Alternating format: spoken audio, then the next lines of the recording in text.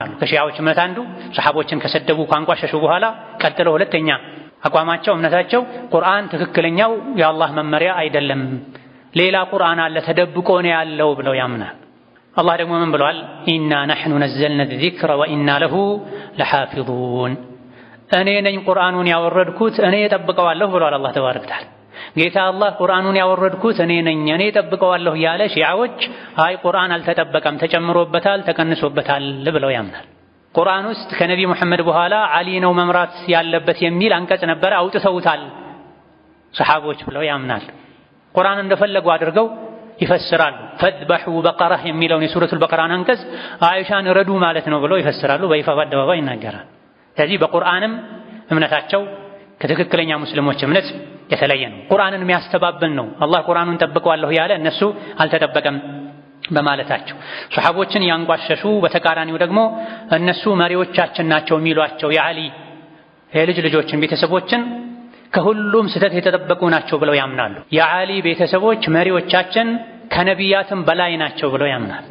አይማ የሚሏቸው 12 መሪዎቻችን የሚሏቸው አሉ፣ ከነቢ በላይ ናቸው ብለው ያምናሉ። በል የአላህን ሐቅም ለነሱ አሳልፎ ይሰጣሉ። መሪዎቻችን የሚሏቸው የዓሊ ቤተሰቦች የሚሏቸውን ያመልካሉ። ዓሊ ኻሊቁና ወራዚቁና፣ የፈጠረን ዓሊ ነው፣ የሚመግበንም ዓሊ ነው፣ የቅያም ቀን የሚተሳሰበን ዓሊ ነው፣ አንዳንዴ ሲፈልጉ ሁሰይን ነው ብለው ያምናሉ፣ ይናገራሉ በአደባባይ። መሪዎቻችን የሚሏቸው የዓሊ የሁሰይን የልጅ ልጆቻቸው የቀብር ቦታዎችን የዒባዳ ቦታ አድርገው ይዛሉ። ከመካና መዲና የበለጠ የተቀደሱ የተከበሩ ናቸው የኛ መሪዎች የተከበሩባቸው ቦታዎች ብለው ያምናሉ። ኩፋ ሀገር ላይ የሚገኝ እነሱ ለየት ያለ ቦታ የሚሰጡት መስጂድ አለ። ኩፋ ሀገሩ የዓሊ ቤተሰቦች በብዛት የተቀበሩበት ነው፣ ዓሊ የተቀበረበት ነው ብለው ከማመናቸው ተነስተው የዓሊ ቤተሰቦች የተቀበሩበት አካባቢ ሀገር በሙሉ የተቀደሰ ነው ብለው ከማመን ተነስተው ኩፋ ላይ የሚገኘው መስጂድ ላይ አንድ ፈርዱ ሶላት የሰገደ ሐጅ እንዳደረገ ይቆጠርለታል፣ ሱና ሶላት የሰገደ ደግሞ ያ መስጂድ ላይ ዑምራ እንዳደረገ ይቆጠርለታል ብለው ያምናል። ለምንድን ነው ይሄ የሆነው? ዓሊ እዛ ላይ ስለተቀበረ ብቻ። ከርበላ የሚባለው የኢራቅ ከተማ ላይ ደግሞ ሁሰይን ስለተቀበረ አሹራ ላይ እሱ ተገድሎብናል ብለው በሐዘን ራሳቸውን ያደሙ ያለቀሱ የሚውሉበት መነሻ የሆነው ክስተት እዛ ነው የተከሰተው፣ እዛ ነው ሁሰይን የተቀበረው በማለት ወደ ከርበላ ጉብኝት ማድረግ ከሐጅ ይሻላል የሚል እምነት አላቸው።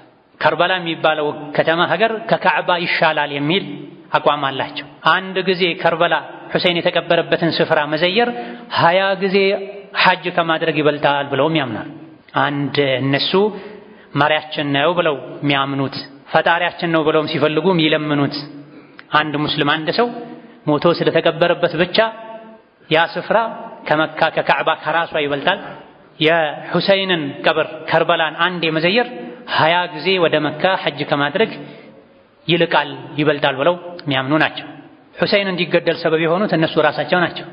ሁሰይን መዲና ላይ አርፈው በተቀመጡበት ና እኛ እንሾመሃለን እንረዳሃለን ብለው ጎትጉተው አስወጥተዋቸው እዛ ሲደርሱ ጥለዋቸው ሸሽተው በቦታው ከነበሩ ባለስልጣኖች ጋር አጋጭተዋቸው የመገደላቸው ሰበብ ሺዓዎች ራሳቸው ናቸው።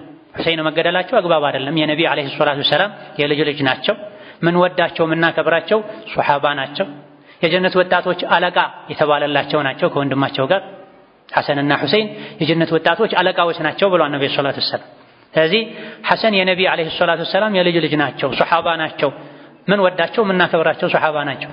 መገደላቸውም ግፍ ነው፣ አግባብ አይደለም። መገደላቸውንም አንደግፍም፣ ሙስሊም አይደግፍም። የገደላቸውንም ሰው ድርጊቱን አይደግፍም። እነሱ ግን ሁሰይን በሰላም መዲና እየኖሩ ና ወደ ኢራቅ ብለው ጎትጉተው አውጥተዋቸው ከዛ በኋላ ጥለዋቸው ጠፍተው እንዲገደሉ አደረጉ። መልሰው ግን አህለ ሱና ወል ጀማዓ ሙስሊሞች ናቸው የገደሏቸው ብለው ሙስሊሞችን ይረግማሉ፣ ገዳይ ያደርጋሉ። በየዓመቱ አሹራ 10ኛው ቀን ላይ ሁሰይን እንደደማው እኛም እንደማለን፣ ቤተሰቦቹ እንዳዘኑት እኛም እናዝናለን ብለው ኢስላምን ውብ የሆነውን ኢስላም የሚያጠለሽ ተግባር ሲፈጽሙ ይውላሉ።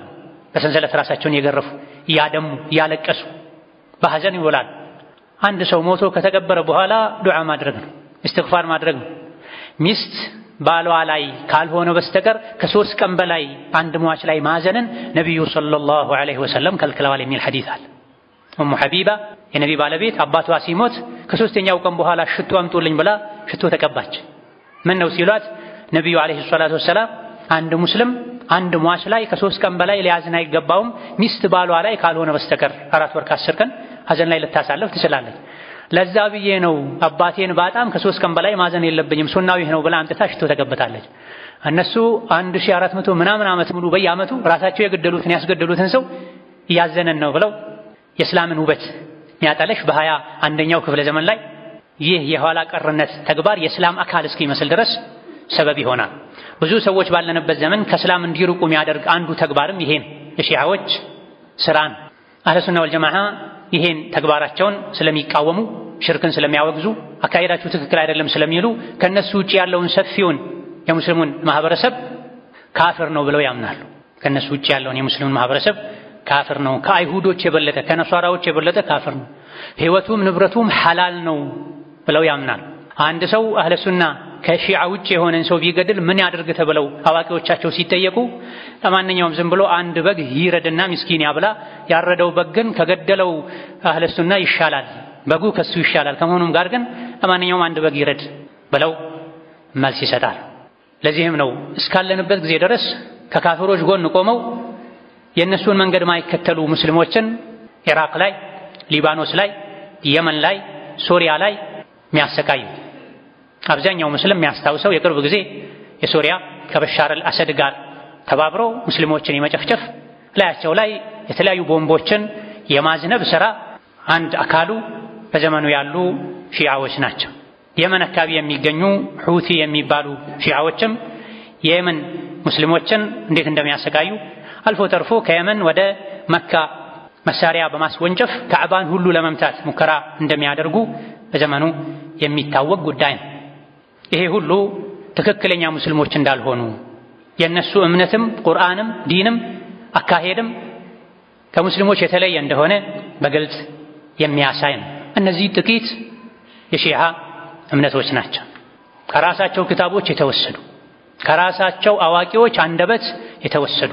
መጽሐፍ ማገላበጥ የሚችል ሰው መጽሐፋቸው ላይ ሊያገኘው የሚችል ባለንበት በሚዲያ ዘመን ደግሞ በድምጻቸው በተንቀሳቃሽ ምስልም ጭምር አቡበክርን ዑመርን ሲረግሙ፣ ዑስማንን ሲረግሙ፣ አይሻ ዝሙተኛ ናት ሲሉ፣ ይሄ ቁርአን ትክክል አይደለም ሲሉ፣ የመካና መዲናን ክብር ሲነኩ ሚስተዋል ጉዳይ ነው።